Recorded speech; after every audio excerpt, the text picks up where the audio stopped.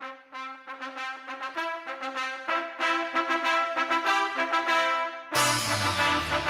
about those?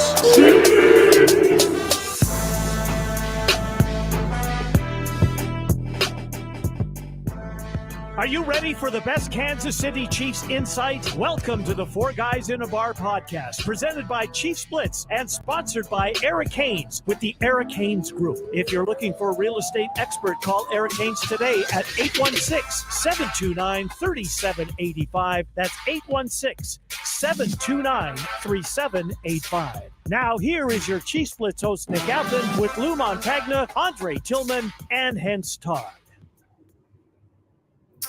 Welcome back to the next edition of Four Guys in a Bar, presented by Chiefs Blitz. I am your host, Nick Athan. You can check us out at chiefsblitz.com or all of our social media places at Chiefs Blitz. Pretty much get you everywhere on all social media platforms. I'm joined today by my partner in crime, Mr. Hense Todd with Bowtie Sports. Check out his show every Saturday, 1 o'clock Central Time in Kansas City on YouTube. They talk about a lot of things, and today we're going to kind of broach out of the Chiefs for a little bit, talk some Kansas City Royals as well. So before we get started, I want to introduce you to my good friend, Mr. Eric Haynes with the Eric Haynes Group. He is your real estate advisor. He is my trusted real estate advisor, and he's one of my best friends on the planet. Listen, everybody knows my plight into getting a house, and he was very great at helping myself, my wife, Emily, to be able to find the right house, get us through the entire process, deal with the other agents. He had a terrific team that was working on our behalf. At the end of the day, he got it done. We trusted him. He answered every email. He answered every call. He answered every text. He was attentive, and he was always there. And when things got crazy, he settled us down. This is what you want from a real estate professional. It's one thing when you're working with your friends, but when you're working with your friends and they happen to be great at their job, that makes it even better. So give Eric Haynes a call today at 816-729-3785. You can email him at esaleskc@gmail.com or at Twitter at Eric Haynes or X. Proud sponsor of Chief Who? Chief Who. We are joined by the other senior member, Mr. Lou Montagna. Unfortunately, Coach will not be with us. There were some storms in the area, and Mr. Tillman, Andre, does not have power. So it's just going to be the three amigos today as we talk about a variety of things. It's not been a overly newsworthy weekend, but there's been a few things that have come up. But first and foremost, guys, happy Memorial Day.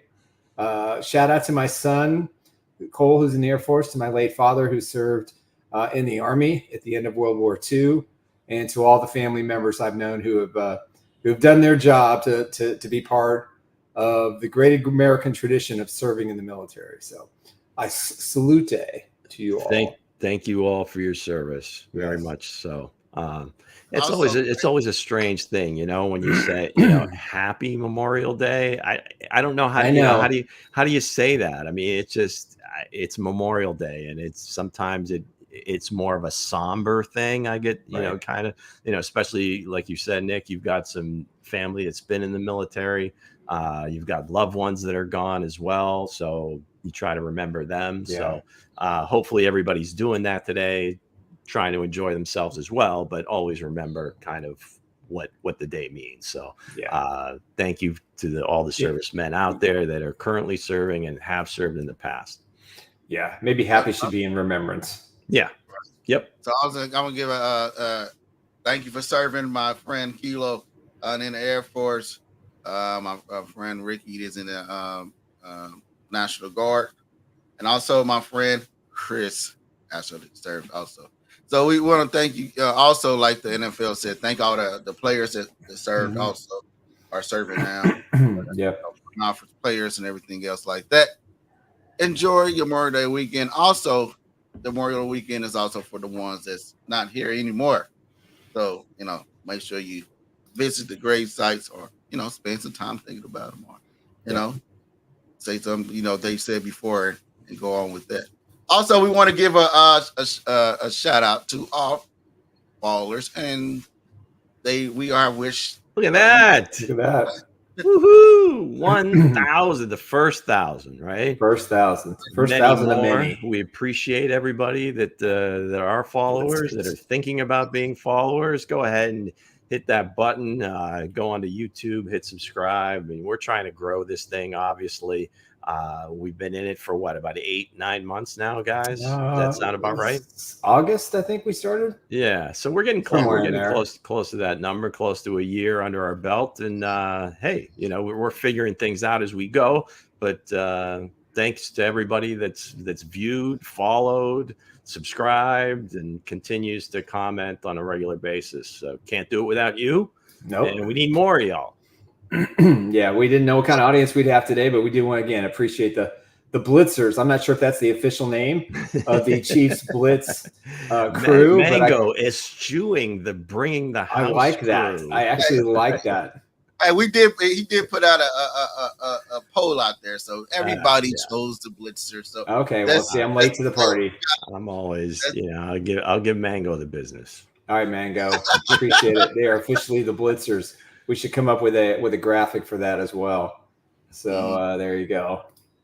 So also, we got there's a lot that's going around Kansas City. The big three, the new big three. The new big three was in Dallas watching the Dallas take on the Minnesota Timberwolves. That everybody's surprised that the Minnesota Timberwolves is going to be color me shocked. Absolutely. It's a totally opposite.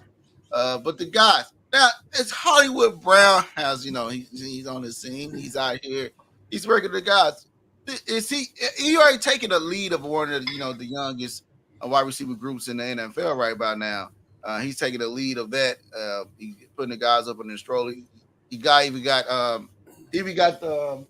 Rashee Rice out there training more now. We started seeing more videos from him. What you guys think about Hollywood Brown and his addition of the big three? Well, I think it's great. I mean, I wrote a column about it this morning at chiefsblitz.com. Definitely check it out. It's fascinating to me that he's integrated himself so quickly into the Kansas City culture. A lot of guys, when you bring in a veteran player at any one position, you're not really sure what you get. Some guys are just a good football player, but very few are really great football players that also have the ability to take charge and be a leader right away. And I am so impressed with him from, the day after he signed his contract. He's down in Texas. He's working out with Mahomes and Bobby's troop and other receivers. He's been to every single workout with Patrick. He's been to the OTA sessions to date. He has taken Rashee Rice under his wing and made sure that he stays on the right side of things. And, I compared these three guys in my column to Aikman, Irving, and Smith, because they won 3 out of 4 years. Chiefs have won 3 out of 5 years. And I just think these are the three guys that are going to lead them to the triple Super Bowl champions, 3 times in a row.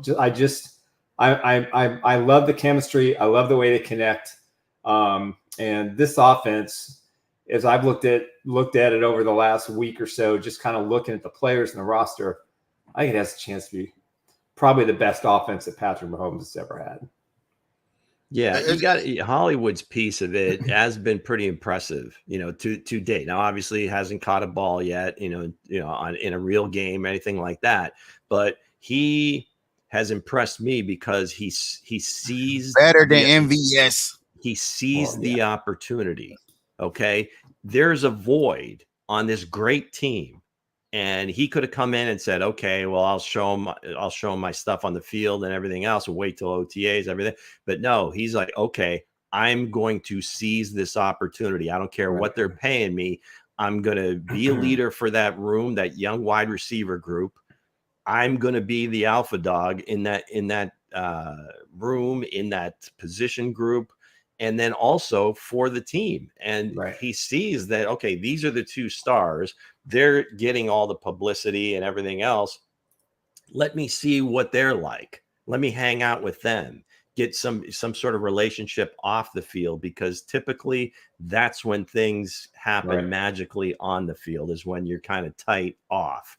So the guy in the back there getting a lot of run for being a photo bomber. He certainly is. It's a good God knows who he is or whatever. And, Brittany getting left off there. We see a little bit of her hair, but no, this is very cool. Travis was there the night before for the Stars and Oilers hockey game. Patrick obviously jumping in here for boys' night out, but his wife's with him. But hey, it's all cool. We want to be inclusive. Everybody. Props to his wife. I mean, he's always with his wife. I mean, that's such a cool thing. Yeah, absolutely. I respect that. I'm always with my wife. Mine too. And also, if you're not get caught, then next somebody else they're sitting there, they talking to Patrick in the ear, then next Patrick is out here doing what he ain't got no business doing, what people going to put out there in the media, like they did with LeBron James, right? Mm-hmm. LeBron James was out there sitting on court side, and the girl was caught, talking to him. And now, LeBron got thrown in the spotlight of some nonsense that was blown out of proportion. So I'm glad to see Brittany there, always there. They say you marry your best friend. That's who. So ain't no knock on it. But again, props to them. They've stuck it out through high school to college to being drafted. I mean, supporting. I mean, it's nice to see. Yeah, absolutely. It's nice to see you marry your childhood sweetheart, your best friend, and they're inseparable. And they're a good example for people who, are truly in love and raising a family and being a dad and being a husband. I mean, these are all things important to Patrick, and that's it's on display. You can't deny it. The one thing I can't wait to see is what Brian's gonna do. Little baby Brian's, because little pictures of little baby Brian's be coming out. I said this little baby is funny as heck. The faces he be making. Yeah. I said this kid and Patrick Mahomes is the most coolest quarterback that we have. Thanks for putting Kansas City on the map right now. I didn't see any shots of them shotgunning Coors Lights or anything. No, they were sober. I don't think I saw them drink once. I think they're very aware that they were like front and center and like, hey, let's keep it about the Mavericks, not about us. Yeah, that dispels the rumor they're party boys all the time. If it was just the three boys, it might have been a little different. Nice. Yeah, but speaking of Patrick Mahomes and the Kansas City Chiefs, we also have the Kansas City Royals that's hot right now. Mm-hmm. But also, you said that the two superstars. Go ahead and explain that. And these pictures are by me. If you got one. There you go. Yeah, some of Hense's photos there. It's really nice. Hey, listen, in Kansas City, we're all sports fans. I mean, it used to be the Kansas City Royals were the distraction between the end of the regular season into the distraction draft. Or necessary evil, Nick? Both. Probably a combination of both. And and now they just ended an 8 or 9 game winning streak yesterday, and and rolling. They're rolling. I mean, the Cleveland Guardians are rolling too. I think they've won 10 straight games. They're just playing lights out baseball. Their one run win-loss record is just sick. And kudos to the Guardians. They play the Royals 7 times next month. So by the end of the June, we're going to have a pretty good. But to have two superstars in Patrick Mahomes and Bobby Witt in the same city. I mean, I grew up in the George Brett Len Dawson era, and Lenny and George weren't around at the same time, even though we both viewed them as icons in the city. We had Tom Watson, professional golfer who took golf by storm for a 5 or 6 year period where he was the most dominant player in any stretch all time. And for us to be experiencing this now, the Royals are not just a distraction until training camp. They're not just a distraction into when the Chiefs start playing for real in September. Fans are gonna be able to watch both franchises, do their thing. And what's impressive about it is, John Sherman spent a shucks ton of money buying, a pitching staff and some free agents, signing Bobby Witt to a long-term contract that's going to pay him over $350 million if he rides out the whole 11 or 12 years. And, that's never happened here before. David Glass didn't spend the money. Ewing Kauffman hated to spend the money. And now we have two superstars in town. And, I think it's great. I think it's great for the city. I think it's great to see baseball back. I've always said, and Kansas City's always been a baseball town, and then football came along and just kind of took over. But I think at the core, you got a lot more baseball fans around than people realize. And this is just to them, kudos, here's your moment in time.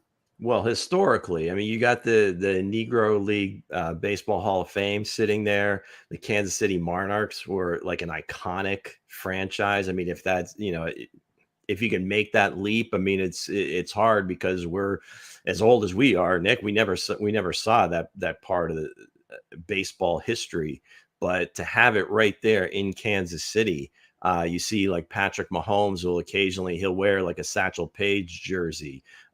He represents, obviously his dad being a baseball pitcher had a lot to do with that. But I think the biggest thing, again, I'm not a huge baseball fan, obviously don't live in Kansas City, but this is somewhat unexpected for them to be on this kind of run. I mean, nobody even in their most optimistic prediction could have had this at this point, right? There was some people in national media who actually predicted the Royals would win the AL Central. There was like of the MLB experts, I'd say 20%, maybe 25%. But they also said the Chicago White Sox would be good, and they're in last place. So. They're awful, yeah. I mean, and the Indians, they lost. Well, they're right down the road for me. They'll always be the Indians to me. I'm sorry, the Guardians. They lost a couple of pitchers and whatever, but they're, to me, is a little bit of a surprise. But again, I don't pay that close attention to it. Now, before everybody in the comments, everybody in Kansas City bites my head off, there are a couple other combinations. Again, I don't know that to this extent, but if you look in Baltimore with Gunnar Henderson and for the Orioles and Lamar, in that city. If you look in Cincinnati with De La Cruz and Joe Burrow, again, I don't know that these guys, the baseball end of it, these guys are so young, you don't know where they're going to go. Yep. Bobby Witt seems to have kind of can't miss on his name, and as did Henderson, and now De La Cruz kind of took the world by storm at the end of last year. But it's interesting to see when you pair and again in a smaller market how big of an influence both these guys can have. I think we lost Nick. I'm there. Sorry about that. Yeah, I mean, it's fun to watch. It's exciting. It's good for the city. Now, if the Royals can just get their television crap worked out, it would be great. So more people can view this great run that they're having, and hopefully by the end of June that'll be resolved. They go to court later this month or later in June to determine. Well, that whole Bally Sports thing, didn't they go file bankruptcy? They filed bankruptcy, and the company that took it over has presented a package to take it out of bankruptcy. The issue is they just lost Comcast. So basically they're down to DirecTV, which is just desperate because they lost the NFL Sunday ticket. They're paying virtually nothing for the baseball broadcasts. And then there's one other entity that has it. So they don't really have the viewership. What's ultimately going to happen is, Amazon bought a minority interest in the company. And what supposedly is going to be taking place is they will become the distribution arm, kind of like, what a cable service would do, to where you pay an extra 15 or 20 or 30 bucks a month and you'll get Royals baseball games. So that's probably what's going to happen. They're going to save the day. For me, where I live, I'm right outside of the territory. I can't get Royals games, I'm still right inside I'm in. And it's frustrating to fans who want to see them play. And, but again, bottom line is if you love baseball and you want to go out to the ballpark, you got a reason to go out and spend your money. Yeah. And that's the bottom line. Hence, you've been to a few games. What's the atmosphere like? On some days it's packed, and some days it's not. So it depends, because when school is letting out, you got more of the families who can come out to the game. But the atmosphere been great. They do a great job of playing ball out there. The fans, they keep the fans entertained. Mm-hmm. A lot of photographers that I was out there with, and they always say, I remember when I was like, dang, the Royals gonna be on the road. They was like, some of them was like, well, it ain't even April yet, and I said, well, when I see somebody hot, they're gonna be hot. So It's Missouri. You got to show me, right? They've been on fire. So right now, and these guys have been playing ball, the ball. So congratulations to this team, man. Yep. The atmosphere been amazing. If you get on, what if say if they do go all the way, and I feel like they are going to go all the way. I feel like they are. I feel like they're going to go all the way. I feel like they can do that in the Royals and forget the back to back for the city. That'd be impressive. There's been a few cities that have done that. I think the Patriots and the Bruins, or the Patriots and the Celtics, and the Bruins, I think all won it in the same year, if I'm not mistaken. But it's just good for the city. It's good for the sports scene. It makes everybody feel good, and it's also good for the Chiefs because the focus isn't squarely on them. They can go about their business. They can do what they need to do in the offseason. And the Royals, who, Patrick Mahomes happens to own a chunk of that team. So he's got to be excited too. So it's all good. It's good for the city. And you throw in the KC Current, who are undefeated still. And we're at the end of May. They're playing lights out soccer. Unfortunately, Sporting KC's in its basement in the Western Conference. They need a new head coach. Just throwing that out there. But you got three franchises right now who are rolling at the same time, and it's fun to watch. Yeah. All right. Back in the day in this neck of the woods when the Steelers were winning their Super Bowls and then the Pirates won in 79 and they proclaimed themselves City of Champions, and they were, they were. Same year. And it was at the expense of my Orioles, which, that was my favorite. That's a whole other story. That was the Sister Sledge. We are family. That was like the rally cry. So what are they saying in the comments right now? What did Sam say, Nick? Go ahead. All right, Sam said to see the Royals spend money says a lot about them, saying they want to win because we heard that before they never spent the money. So I have high hopes for them. That's the truth. I mean, John Sherman has put his money where his mouth is. I mean, the stadium issue too. He was committing $1.3 billion of his own money and money from his partners to build a $2 billion complex. Now, we don't know how that's going to shake out. At this point, nobody knows what's going to happen there. But, he took a couple of years. He got rid of Dayton Moore. He put J.J. Picola in as the GM. He brought in Quintero as the manager. And they just last year, they kind of left him alone and said, I don't care how many games you win. It's just a valuation process. And then in the offseason, they spent $105 million on player contracts.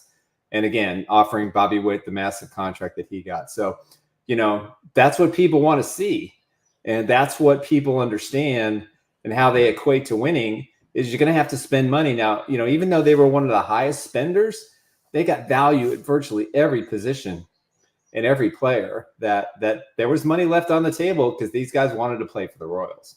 Yeah, I mean, the fans want to see some sort of commitment, not like you said, Nick, spend frivolously, but just show the fact that you're trying to win, and then they'll show up. If you just get the sense that they're just trotting them out there, just to, kind of going through the motions, you really can't get any buzz that way. You're not going to win any games, and people are just going to be, as apathetic about the team as you are. So, you show some sort of commitment. And then, hey, it's crazy the way things work. Is the next thing you know, you start winning some ball games. People are showing up, and then there's a buzz, and you got a chance, and that's what people are looking for. Typically, in any sports team, is hope. Yeah. Well, there's a lot of that right now. I mean, they've got they play the Twins for the next 4 nights, and they got to take care of business in the AL Zone. Yeah, I just saw that too. Did you? I was going to mention this earlier, but. NBA legend, former UCLA Bruin, Bill Walton, Hall of Fame, passed away today. He'd been battling cancer for a very, very long time. He was a polarizing figure. I was very fortunate to see him one time in college when UCLA came to University of Kansas to play the Jayhawks in the then 32-round field, and he just smoked them that day. He was impressive. He had a great NBA career. He was a polarizing broadcaster. I loved him. Whenever he was on, I listened. I know he said some crazy stuff and stuff that didn't make sense, But I tell you, when he could spin a story, he could spin it all. And what was great about him, especially on the Kansas games that he did on the West Coast, he just always appreciated Kansas. He appreciated the way the Jayhawks play ball, but he just said things in a way that, no matter who you were, you took either great pleasure and pride in what he said, or you took great offense. There was no middle ground. It was just, this is what you heard, and the other guy next to you heard something completely different. Well, there was no secret that he was a deadhead, and I don't know how many shows that he'd been to, and he'd like talk about it. And I would imagine he'd probably smoked a little bit, at the shows, and then even when he wasn't at the shows. But yeah, I mean, it was an experience, and kudos to Dave Pasch for working with him for so long on all those basketball games, whether it was everything Pac-12, and he just into the history of the game, very unique individual, the stories and the reverence he would speak about Coach Wooden and everything that he learned from him, even though they constantly bashed heads. He was, on the UCLA campus in the early 70s. And at that time, there were so many protests against the Vietnam War. And that was something that he was very passionate about. He wanted to speak up, and Coach Wooden was okay with it as long as he didn't get in trouble, but he did get arrested a few times. I mean, there's so many the story of his life has just got to be an amazing story. Forget about the basketball part of it. Even that, as great as that was, at UCLA. And then, just unfortunately, like so many big guys, he had issues with his feet. And we never really got to see the best of him in the NBA. I mean, really early on that year, they won the championship with the Blazers in 76, 77, I believe it was. And that was just an awesome team. I mean, just, you talk about a team that was just so connected and unselfish. There was really no stars. It was him and Mo Lucas, and it seemed like, well, the Sixers, I remember in the finals, they come in with like Dr. J and George McGinnis and Doug Collins, and they got all the names. They won the first two.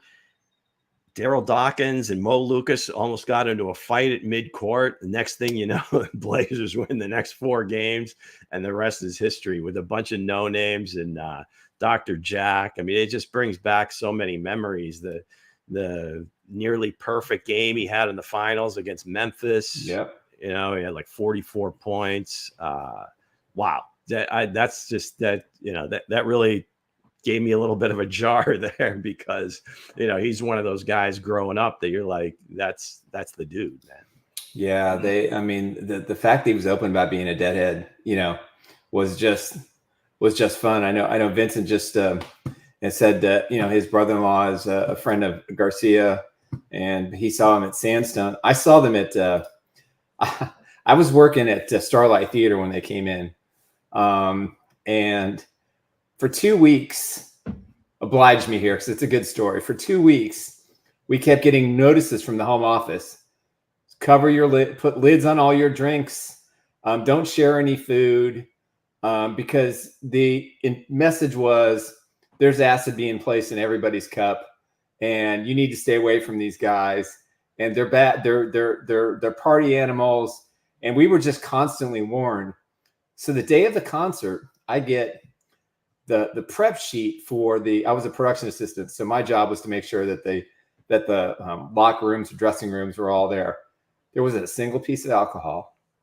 There was nobody in the crew was high.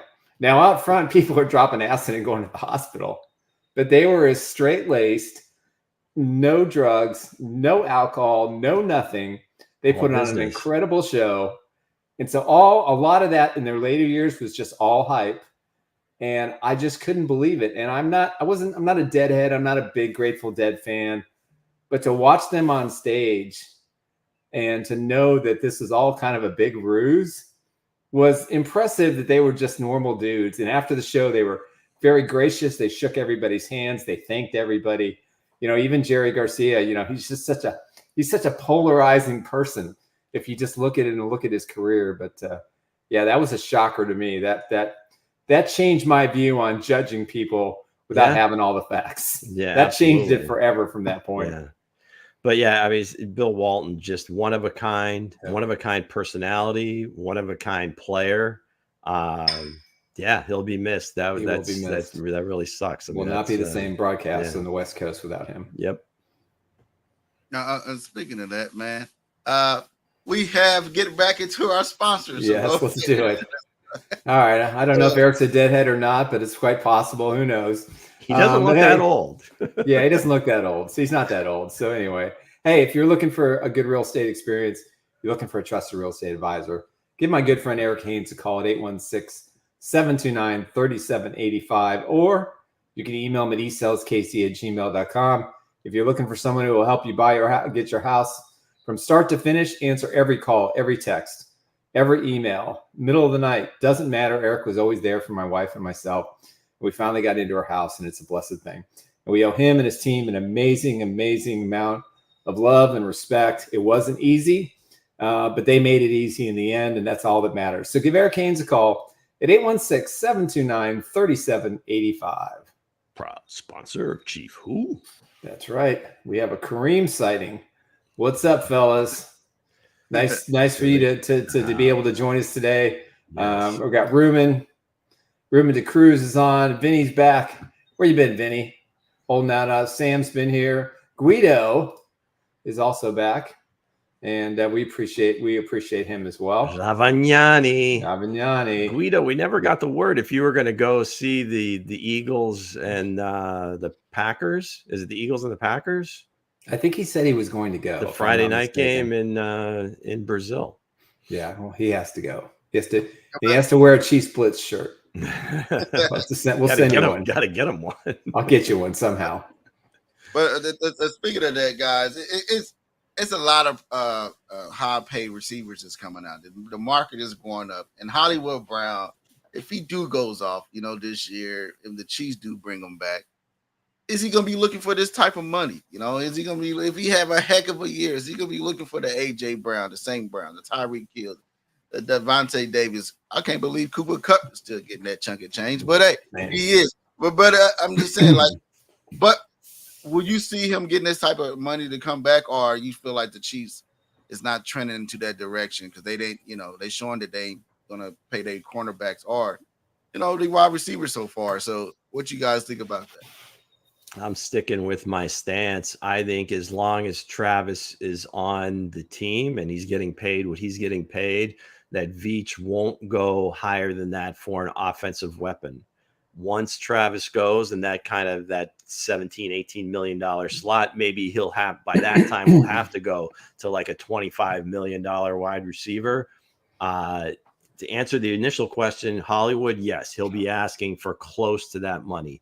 Can he get the top? No, because he really hasn't shown it nearly as long as those guys have. Now, correct. Amon-Ra is the youngest one, but he's been very consistent since he stepped on the field in Detroit. So you can't begrudge him that. Devontae earned that money, prior to getting to the Raiders. Cooper Kupp, whenever he's healthy, is a top 3 or 4 receiver in the league. So can he get that much? Probably not. But I would imagine just because of the way the market's going, if he has, say, a 1,200-yard, 8-touchdown season, whatever, I think more teams would be apt to go to like 22 or 24 APY. But I don't know that the Chiefs are willing to do that at this time, which, sucks for him, sucks for the team. But again, I'd love to, if he does that, yeah, you definitely want to keep him. Right. You want to have that number 1 receiver, but again, going back to what I had said before, was I think that was kind of the Xavier Worthy pick, that if Hollywood does take off and then goes and gets his money, Xavier gets a year under his belt before he has to elevate. Yeah, I'm gonna take the opposite approach just for two things. One, again, like we said earlier in the show, how he has integrated himself into the culture of the Kansas City Chiefs so quickly. That's number one. Number two, I was talking to someone who's watched him practice, and he said he feels like he's at home. He looks like he's a player who's home. So I think you're right about the Travis situation. Travis is playing 2 more years, and that's probably going to be the career for him. So the Chiefs could structure a contract that is very light in salary for 2025 with a big number for 2026, 27, and 28. I personally don't think that he's going anywhere. I think he's going to stay in Kansas City. I think he wants to stay in Kansas City. And if he was willing so quickly to structure the contract that he did to where he could have incentives of like 10 or 11 or $12 million or whatever it ends up being, when the same agent, got a contract in the 25, 26 million range for a Chargers wide receiver who went to the Jets, so that tells me he wanted to be here. They probably had conversations about a different type of deal. And I think those conversations are going to go ongoing, but I think he's integrated himself so much in the culture that he wants to ride this thing out and play with Patrick Mahomes for a long time. Doesn't mean it's going to happen. Yeah, I mean, it'll be interesting to see, because they can certainly structure it that way. Is he willing to accept that? Again, it's hard. At his age, again, I mean, he's not old, but just if you kind of the way the league is trending with these contracts that typically shorter term, right? And if you're in your, a wide receiver, if you're 28, 29, 30, you better be like special or at the top of your position to even think about getting another big contract. So again, at the end of the day, these guys have to look out for themselves.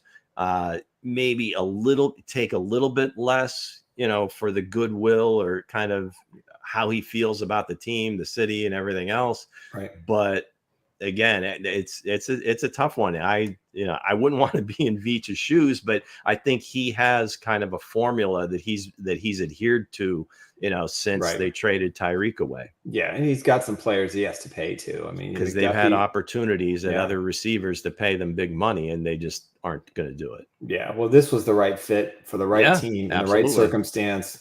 But you also had a guy who wanted to play for the Chiefs. I mean, he didn't even entertain at that point going anywhere else or talking to anybody else. They started negotiating with the Chiefs, and she said, just give us a couple of days. And he's playing video games with Chiefs players on him and going live online. And, clearly he wanted to be here. So I think to our own TMZ Todd that night. That's right. Got a one-on-one with TMZ Todd. Hey, Hollywood was on what you call that? He was on Twitch. He was on Twitch playing a game, and that's how a lot of Chiefs fans is in there. Like, hey, nod your head, scratch your head if you're gonna be with the Kansas City Chiefs. Come on, stop watching Patrick Mahomes highlights. But the guy, I feel like this is gonna be a good fit. Watching him at the game, interacting with the guys, and this was the first time I seen him pass him off time since he signed with the Kansas City Chiefs. He just been working out, trying to be. I feel like, and he looked like he gains a little more weight to me. He looked like he got a little bigger. He looked like he's about around Tyreek Hill's size. Yeah. He looked like as long as he's standing next to Xavier, he's gonna look bigger. Yeah, but he isn't next to Travis, that's for sure. As we saw last night. Hey, worlds colliding. Kareem making his first trip to Arrowhead against the Bucks this year. We will figure it out, buddy. We will be there. Not sure we can get Lou there for that game, but we'll do our best to make sure we get some sort of. I don't have the schedule off the top of my head. When does Tampa come in? I think that's a Monday night game, or I think it's a Monday night game. I think it's in week 5, maybe. I'm not 100% sure. Okay, Ruben's out there too. Says Hollywood's going to have a career year. Ruben again, can't wait for the season. Obviously, Gary agrees with Ruben. Elite, if we want to get paid like the big dogs. And I'm not forgetting Sam, even though we've kind of talked about this quite a bit. What do you guys think about the Chiefs' schedule? And listen, I've said all along, if they can be a game or two up before they have that 3-game stretch in the end of the year where they have to play the Browns on the road, home against the Titans, and 4 days later at Pittsburgh on Christmas Day. If they're up by one game in the conference and maybe 2 games in the division, they can go 2-3. And I think that's a good place for them to end the season. And then the last game of the year, I think is against Denver. Is it me, or does the league / schedule makers not feeling this three-peat? I mean, No, you know why they're doing it. Quite the gauntlet. And this is a quote. This is a quote from some people I talked to. It's the Taylor Swift effect. They want as many primetime games and when she's going to be in the United States to draw ratings. Oh, I'm not worried about the prime time game. It's just the way it's structured, the way it's scheduled. Yeah. Like you said, those 3 games in December. Yeah. Playing every day of the week except for Tuesday. Yeah. So hey, it is what it is, and like Coach Reed always says, we'll play you in a parking lot. They don't care. We'll play you anywhere. You just give us a heads up, and we're going to show up and be ready to roll. Yeah. And that's all we need to worry about. But it just seems strange when they talk about just like these algorithms and everything that they use to create the schedule. It's like, okay. Maybe the 3-peat isn't at the top of their list right now. They want to see more parity, and that's just the way the league has been. I think Pete Rozelle, was like the first one back in the day that even used that term. Right. So would you be available to come to Kansas City week? Well, he's saying, I think that's Mango, November 4th, week 9. Yeah, week 9. I don't know. Oh, gosh. I mean, I don't know what I'm doing tomorrow, Hense. All right. Well, look into it. Not a good planner, but we'll look at that one. All right. We didn't get Mango. We get Mango over here for a game also, too. So. Yes, definitely. Hey, Gary said, hey, do you think Mahomes will throw for 4,500 to 5,000 yards this year? I'm already on board. Check the box. Over 5. I think no Worthy is going to go off. I think Worthy probably, I'm just saying, some people said he probably going to lead the lead in receiving yards. I don't believe that. No. Some people named Hense Todd. I don't know who that person is, but hey, I don't know. Hey, I'm just saying, like he probably have a good year this year. But I'm thinking who's really going to have probably a big year this year on offense is going to be. I know Lou said I put put him in a Hall of Fame already. I feel like Wally. Wally is going to come out of nowhere, standing at 6'8", 270 pounds. And holy hell, he's even. I don't think he's that tall. Not only is he in the Hall of Fame, he's grown since the draft. He shot up like 2 or 3 inches, put on 50 pounds. He's taking food off Worthy's plate. Oh, man. Hey, no, I think about 6'7", right? 6'7". I think he's 6'5", 6'6". Who was the guy there? There's like the legend Paul. There's like a Paul Bunyan story. Hey, no, he put he put on clicks. I used to play football, so you know the cleats you add on the extra. You wore the extra long cleats so you could dig in. I got you. 6'6", 249 to be accurate. There you go. 6'7" with cleats on. So the Mahomes things that is going to be really interesting because the year that he threw for 5,000, didn't it seem like they needed every one of those yards to win games? They had to beat the Raiders the last game of the season. I mean, just in general, it seemed like that was just the MO of the team, and that's how they won games. Where again, he had a lull that season too. He had a 2 or 3, 4 game stretch. And he does every year. He kind of, the mechanics get a little off, or he just isn't seeing things right, and that happens to everybody. Right. But my thinking is that last year was such a lesson in, okay, we've got a good defense now. Do we really want to put them on the field over and over again? If 1, you're scoring so fast, or 2, short drives, and so it's just more possessions. That's great. It's almost like a team that falls in love with shooting threes. Yeah, we've seen. There's going to be games where you're hitting them like you're hitting like 50% or whatever, and you're just crushing. Then there's going to be some nights where you're missing them. So that's going to be the interesting, I guess, how Coach Reed and Nagy kind of marry this together. Yes, we've got the speed and the deep ball, but let's not get like too in love with the big play. Right. And, sacrificing a little bit of, hey, we'll leave our defense on the field a little bit more. They're having to defend more possessions. Mm-hmm. That's going to be a really strange balance, because that's one thing that I found over the years is that typically whenever you see these teams with great offenses, it always looks like their defense is bad, but they just play so many plays that they can't defend that intensely for that long. So that's going to be a strange balance. So yeah, I mean, it'd be great if he does, but again, the 5,000 with 17 games now,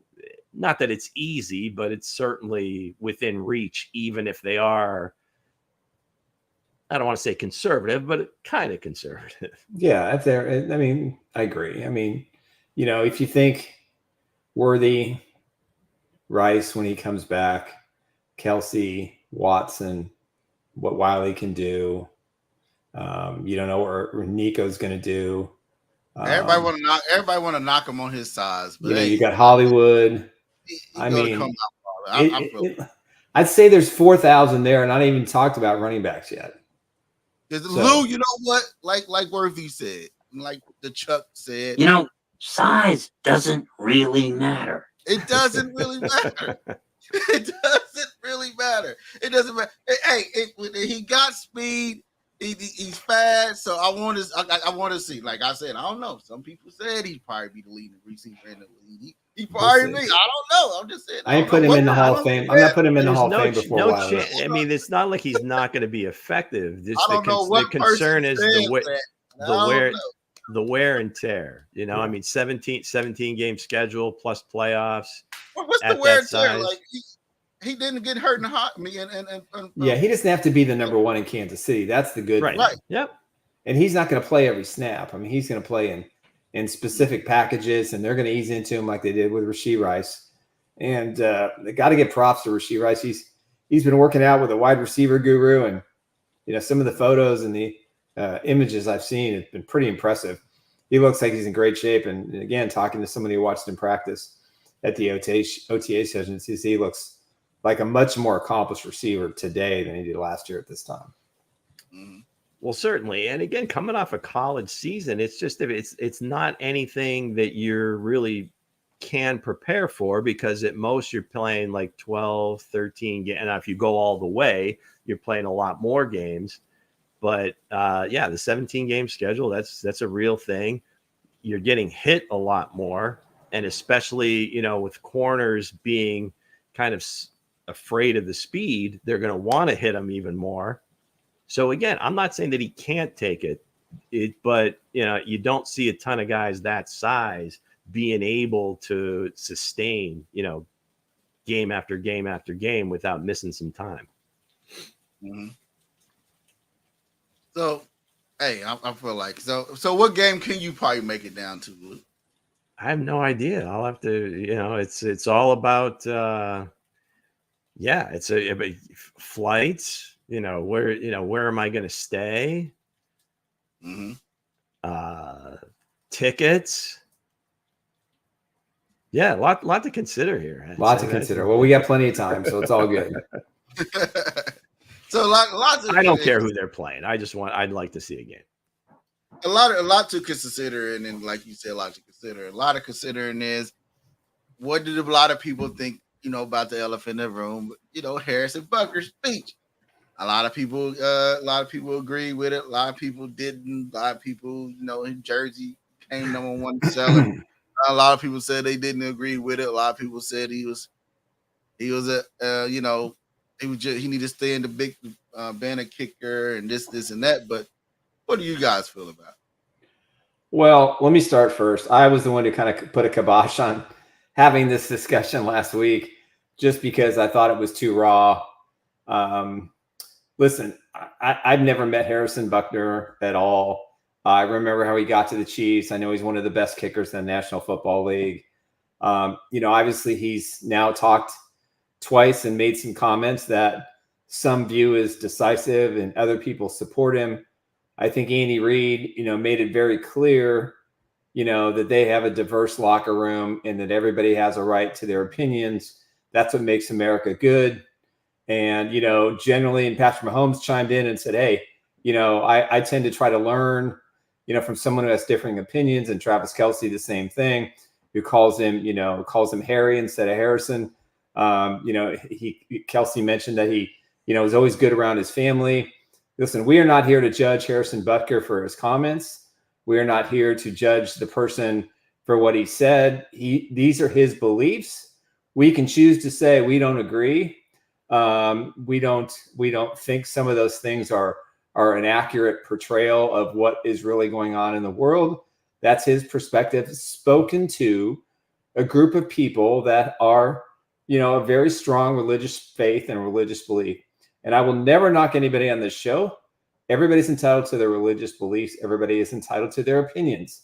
We are simply here to say, if that's what Harrison believes, that's what Harrison believes. If Patrick believes something, if Travis believes something, if Hense, Lou, or I believe something, those are our beliefs. So I'm not here to judge. We've kind of avoided talking about it. I just want to say this, that I've been around this team a really long time. I have seen things that such division and divisiveness in the locker room, and shockingly and surprising, since Andy Reid got here, that has not been the case. Right. He has changed the culture. I know Herm Edwards came in and tried to change the culture as well, but it's a tight locker room. These guys are all close. They are there for one another, and if they don't agree with something, they talk about it like men, and that's what we should be doing. We should just be talking about, like, okay, not here to judge. We're not saying he's right or wrong. I certainly don't agree with some of the things that he said. And I understood where he was coming from with some of the other things, but there were some sharp tones that just hit the wrong chord with people, and that's okay. So for me, Harrison is entitled to what he has to say. He's not going to get cut. They're not going to trade him. He's going to be their kicker this year. And, I think we should just leave it at those are his thoughts. Those are his beliefs. And that's how he rolls in life and how he views certain things. Doesn't mean that we view them the same way, and there's nothing wrong with that. Yeah, I would just lead off with Harrison is a good dude. Okay. I mean, he when he talks about putting his family first and all the different values that he talked about, absolutely. That's what you believe. That's what you believe. I went to a Catholic high school. I went to a Catholic university, and I could tell you straight out that not everybody in my high school was Catholic, and not everybody in my university was Catholic. So I understand, I guess, the idea that he's speaking to a particular crowd, but not everybody there is there for a sermon or anything like that. He has the right to say whatever he wants, and I respect that. And I really respect the fact that he doubled down on it, because he really believes that, and that I respect. And what he says, you can agree with it, disagree with it, whatever. The only issue that I would take is when you start using language that makes it sound like what you believe is the right way, and this is the only way things should be. That's when it becomes more of a sermon, and you're preaching. If you're giving a speech, great. You want to say those things, awesome. But if you're going to use words like diabolical lie and things like that, people are going to get, they're rubbed the wrong way. It's like, well, what you're telling me what I should do, or I just graduated from college, and you're telling me that, the more enjoyment in life is going to be this or that or the other. Okay, that's what you believe. I don't. And I think anybody in the crowd that listened to it can just say, okay, I'm with them. No, with this part, but that part, I'm going to let go. And then you move on. But in terms of the Chiefs, I mean, of course they're going to stick with that. That's their guy. I mean, it just as any of you guys, if any of you guys got in trouble for something, I'm going to be with you regardless. Right. So that part of it's good. I like that he has takes. I like that he sticks to his beliefs. That's great. But again, when you start telling somebody else that they should or shouldn't do certain things, now you're getting into an area where maybe it's not just what you believe. Correct. I feel like the guy is tied to his own. Everybody is tied to their own thing in this country, in this world. Where we get wrong at is start just judging somebody off what they said instead of. Right. We judge about somebody, everything they said, this, that, and that. I always judge people if they're a good person. You're a good person. He's out here. He's a good for the community. He's good for the atmosphere, and he's not, it don't matter. So at the end of the day, he gonna have his beliefs. Right. But a lot of people said he was talking to his crowd, or if we were, you're gonna take what people gonna take what they want to take, and what people usually do, they take the bad for what you say, or and they nail that to the cross, and nail that to the whatever, to the wall, and make you stand on that. So that we got away from like the love part, right? Even though if a person doesn't disagree with you, you still love them. Yeah. We all still have our rights. We all still have our our beliefs. We everybody had different house rules, different house, the way they run their household, the way they people have different ways they eat. People have different ways they dress, but it doesn't matter to me. To me, it doesn't matter. I always grew up. It doesn't matter to me. It's you a good person. Can I show you that I'm still gonna love on you? We still gonna be cool. But long as, like Lou said, long as you're not out there just shoving it down somebody's throat, say, "Hey, this is my way. This is my way." Then I can talk to you about it. Like, why did you see it that way? Right. Now we can have that conversation instead of me judging and saying, "Hey, I don't agree with what you said. That was wrong. That was wrong," and get into an argument. I took up debate. I was in debate in middle school and high school. So at the end of the day, everybody can debate about something, or in the day, you're going to take that bait and nail that person to the cross with the debate. End of the day, this is a different belief. Still love on a person, and maybe you can talk to him. Maybe you see he can see it your way, and you can see each other way at the end of the day, and it can go the other way around. So that's all I got to say about it. I think what I want to say to kind of sort of wrap this up, at the end of the day, I look at my senior counterpart here as an Italian. He's an Italian American, and Hense is an African American, and that's my friend Hense, and that's my friend Lou, and that's all it is. We forget that these are people, and we should identify with our friends as who they are, not where they came from. We can have discussions about history and their backgrounds, and we can have discussions about what shaped them, what moments in life did changed or put you in a line for your beliefs to be a certain way. But at the end of the day, we're just all people. And I think the labels that we've created are nonsense. We should just call everybody by their first name, and we should just be normal people. And if we want to talk about something like we're doing now, we just have a conversation, and that's it. So Lou, Hense, my friends, first and foremost, my brothers second. That's how I live my life. So I don't care what background you have. I don't care where you came from. It doesn't matter to me, and it never will. That's all I care about. It doesn't matter at the end of the day. Is you a loving person? Yeah. Do you have a good heart? Do you have good morals? And do you stand? You can vote for somebody else. You can believe in something else. It doesn't matter. I'm still gonna love you. You know what I mean? That we all have different opinions, and see that's what people get wrong at, right? We say, okay, this is what I believe. So you're gonna just throw your brother out the room? You're gonna throw your sister out the room because they got a different belief than what you had? Yeah. That's just wrong to me. That's wrong to me. That's wrong to me, and I know. It seems that everybody has to pick a side, and you fight for that side no matter what. So again, you're never gonna cancel somebody like Harrison. He's too good a guy, right? The problem, I don't want to say the problem, but the thing is where people take just little snippets of what anybody says, whether it's a political speech, the Pope is speaking, whatever. You take that chunk and say, okay, I'm going to just perpetuate this. And again, on social media to get as much attention placed on me as possible. It doesn't matter no matter what they said or who said it. I'm just going to put this out there and see how much I can get back. What they told me in debate is you listen to what the person's saying, right?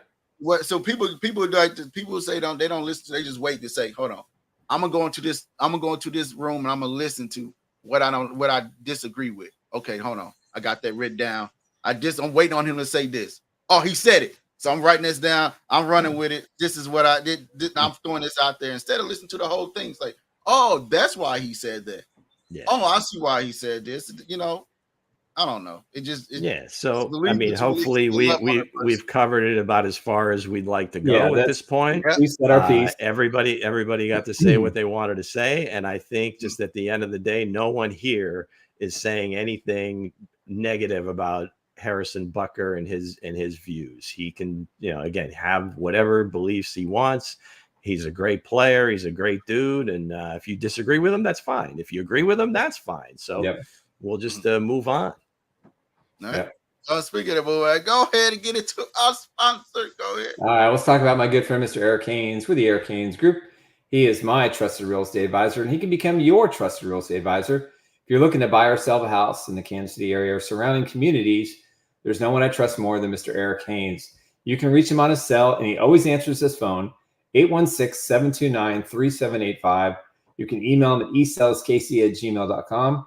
He is your trusted real estate advisors. And for anybody who uses him to buy or sell a house, I will personally, out of my Len Dawson collection, send out an item to you for working with Eric. So put my money where my mouth is as well. So Eric, thank you for everything you did for my wife and myself and my son. We appreciate you greatly. Again, give him a call at 816-729-3785. Proud sponsor of Chief Who? Woohoo, Chiefs. Kareem, you have no idea. What's that? He called me a crazy uncle, and I said, "You got no idea, man. You have no idea." Yeah. You may want to rescind that offer for me to stay with you and your cousin. Oh my! Hey, we want to give a shout out. Since Dre, we're going to go ahead and get a shout out, Nick. We got Ruben DeCruz, Bingus Bongers back on. Let's see. Ruben, Gary Holland, Kareem, Mara Lee, always bringing it. Gary Holland. Let's see. Sam Paris. Salsa Man, Vincent DiCarlo was out there. Sam Paris. We appreciate all you guys a great deal. We do this show for you guys. We try to have a lot of fun. Sometimes we got to talk about serious crap. And, today it just felt like we needed to get it off our chest and be done with it. So we did. So on to Wednesday's show. No idea what the theme is going to be. I'm sure there'll be some sort of headline out there that we'll be talking about on Wednesday when it centers around the Kansas City Chiefs. In the interim, guys, Lou, thank you. And Hense for joining me on the holiday day. Everybody have a safe rest of the Memorial Day. Spend some time with the family. Go out and barbecue, swim, talk to some loved ones.